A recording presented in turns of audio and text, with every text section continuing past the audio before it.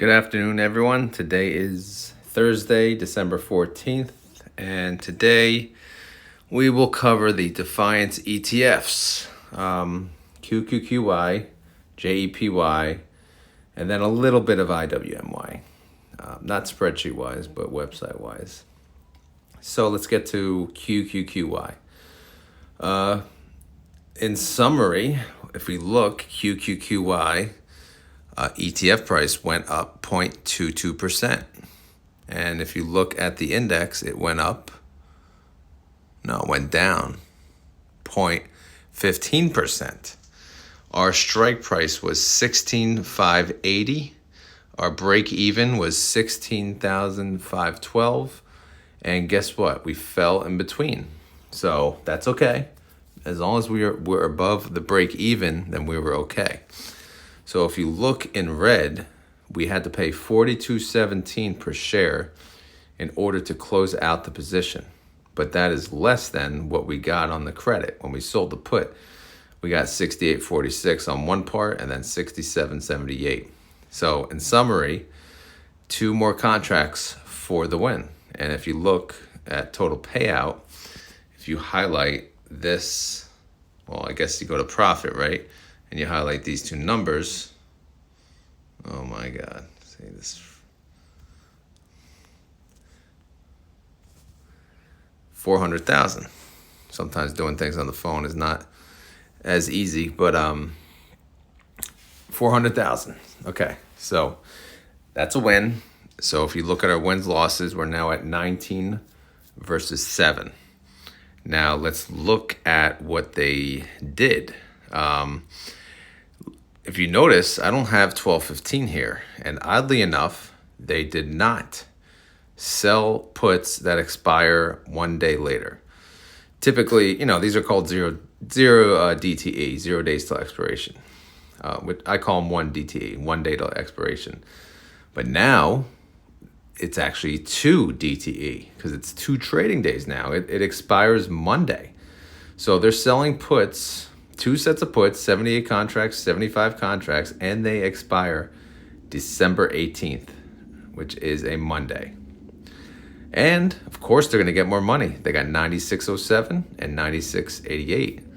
So, I don't know why. I don't know. I don't know why they would do that outside of someone's taking a PTO day, vacation day. But seriously, I don't know. They've done it before, so maybe it's just maybe they do it when they can't predict the market. I have no idea. Or maybe they just wanted to sell more in the money and it gave them a chance they could close it out, even though it expires later. I have no idea. But anyway, we want Monday to close above 16,575 strike. If it does, it's 100% profit. Worst case, we want it to be above the break even of 16,479. Okay, so looking at, guess what, cash and treasuries. Oh, I only did it tonight because I had the time. I wasn't able to get the video out before, all the chaos begun at home. But in summary, cash, of course, I said, we'll cover it when it's unusual. It's unusual. 2.7 million in cash somehow. But if you look at the treasuries, they were upped massively. So they want to get some last minute interest in 12/31, and they want to lock in some interest for the 11/15/24. Overall, a decrease of 908,000. But they're making 1.4 million on the sold put into Monday. So they must have had outstanding shares leave, right? So I don't know. It's weird because if you look at the number of contracts, it doesn't look that way. But yeah, cash went down. Anyway, let's move on. 14.1 million outstanding shares. Total income 7.3 million. Total distribution based on 100% payout, 52 cents per share, or 34% annualized. They are earning 4 cents per day, or 0.24%. So they're pretty much on track with their goals, which is 0.25% per day.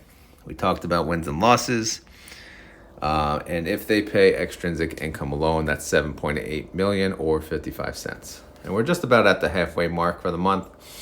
So if they do pay out extrinsic and everything goes the same, we could be looking at over $1. Yes, that is possible.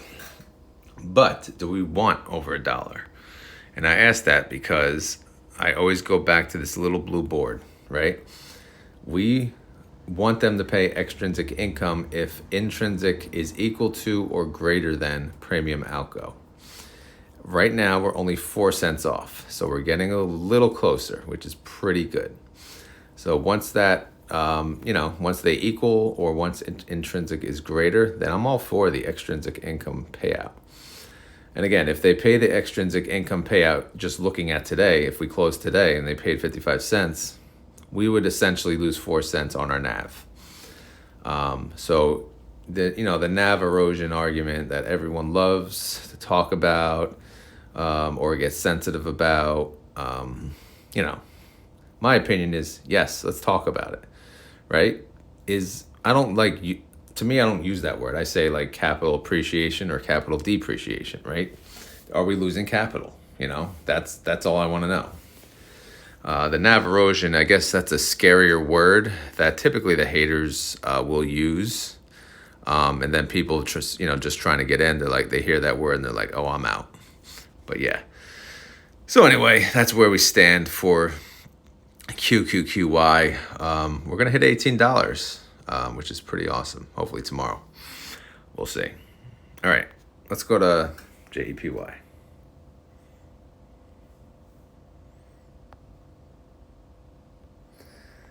Okay, so JEPY. Did I not gray out the old? I did not.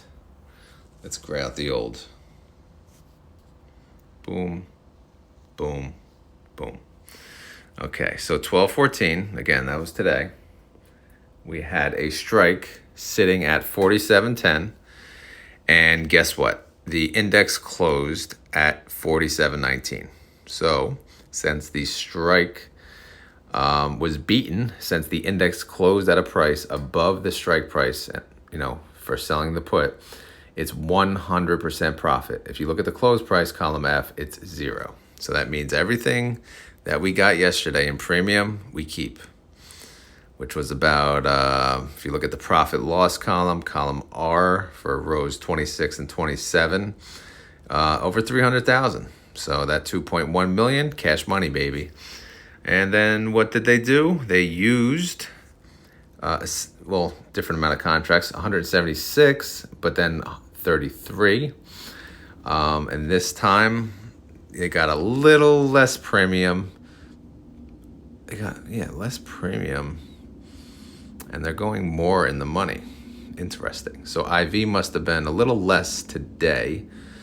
Probably because we were, I guess more so in the green. But our strike going into tomorrow, and yes, JEPY sold a put that expires tomorrow, so that employee was probably not off tomorrow. So they're selling a put 1 DTE. So we have a strike. We need to go over 47.25 tomorrow for 100% profit, or we need to go above 47.11 for a profit. Moving along. Total income for selling those puts, we are looking at about, over 300,000 again. So total income is 2.4 million. Pretty damn good. All right, cash and treasuries. I know no one cares, but I had the time, so I did it. Well, long story short, nothing, no surprise. Went up about 2.1 million. Whatever, right? All right, outstanding shares. You know what? That's one thing I did not update on either one of these. So it's, I doubt it's up. Who knows? They don't update it half the time anyway, so it's irrelevant. 5.2 million. Total income, 2.4 million or 45 cents per share. Annualized yield, 30%. Average daily premium, 4 cents per share, 0.21% average daily yield. They got 4 points to go to catch up to their goal. 18 wins, 4 losses, and extrinsic income alone, if they pay us that, it's 2.1 million income and 40 cents per share. And again, as we stand, it's halfway through the month. So if all goes the same, we get about 80 cents when all said and done. All right, we'll ignore the top for now. Let's look at the blue section. So how is the intrinsic looking compared to premium outgo?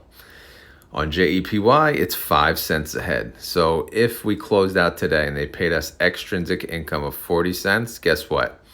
I'm showing 5 cents capital gain, okay? So that's pretty cool. So either way, where do we stand? We have a low distribution of 36 cents and a high distribution of 46 cents. JEPY's at 1832, and that's it. All right, so JEPY is doing a little better than QQQY overall, although QQQY may have a better payment. I mean, it depends how you look at it. I'm showing JEPY could hold up better on the price, but QQQY will pay you out more money. So I don't know what you guys consider more valuable, but you know, I like owning both personally. Anyway, let's talk about IWMY. So we have the IWMY part of the website. And if you go to intraday trades, which they have a separate little file here, you can click that. And then you hit view. And then you see, okay, today's, what's today? All right, never mind. They do 2-day DTE normally, I believe. I don't think the options contracts have 1 DTE or 0 DTE. So the next put expires on tomorrow, December 15th. It's 1950. Where do we stand? We are above that at 2,000. Look at the pop-ups. You gotta love the pop-ups. So we're at 2,000, and the put is at 1950. So as of now, it's 100% profit. I wonder how much it would have. Oh, well, no, it looks like. Yeah, so that expired tomorrow. Yeah, they did a buy to close, and I guess since they closed early, they're going to actually show how much they paid. So they paid 65 cents per share to close that position, which is probably much less than what they got in credit to open it. Because if you look, they sold another put that does not expire tomorrow as well. It actually expires Monday, right? Monday's the 18th. And this put is 2015. So they got a lot of premium, looks like, for it. Again, IWMY, a little different. I believe it's only 2 DTE options. So pretty cool. Anyway, this is not financial advice. I'm not a financial advisor. This video is for fun and entertainment. And that's all I got for today. I got no more energy. This is the last video for the day. Last thing I do for the day. Of course, after I upload. And then I get to go to bed. Woohoo. Stay tuned tomorrow. I may do a commute video to talk about whatever. Okay? So if you are watching this tonight and you want to watch the commute video, let me know what topics you want me to bring up. And I'll read it. I'll check it out in the morning. All right. I got to go, guys. Thank you for watching. If you enjoyed it, please click like and all that jazz. All right. Thank you. Have a good night. Later.